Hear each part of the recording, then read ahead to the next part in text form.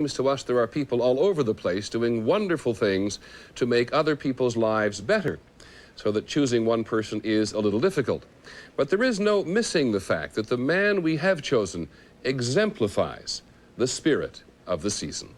Not all those business people who concentrate on accumulating a great deal of wealth are really wise. From the very beginning, Christmas has always been associated with wise men. The town of Lawrence, Massachusetts, has 70-year-old Aaron Feuerstein. Mr. Feuerstein is the owner of Malden Mills. He's a textile manufacturer who kept his factory and his workers in the Northeast when conventional wisdom said he should go to the South.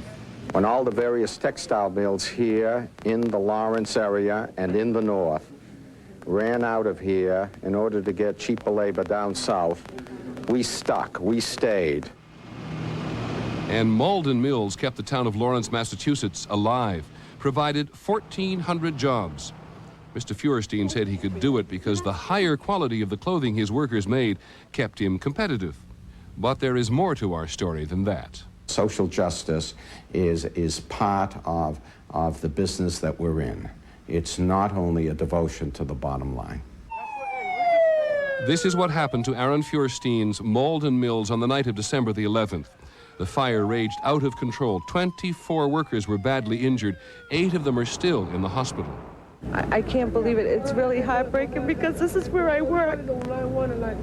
Without hesitation, I resolved then and there that I was going to return these people to work. Yet as the people of Lawrence, Massachusetts stared at the embers of their largest employer, they wondered.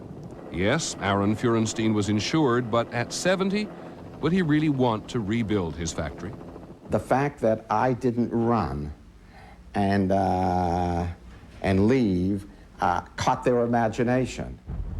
But what really caught the imagination was what the factory owner told his 1,400 workers when he gathered them together after the fire. He gave them the best Christmas present they could hope for. But at least for the next 30 days, all our hourly employees, all our employees will be paid their full salaries. Aaron Feuerstein also told his workers he would continue to pay their health insurance for the next 3 months.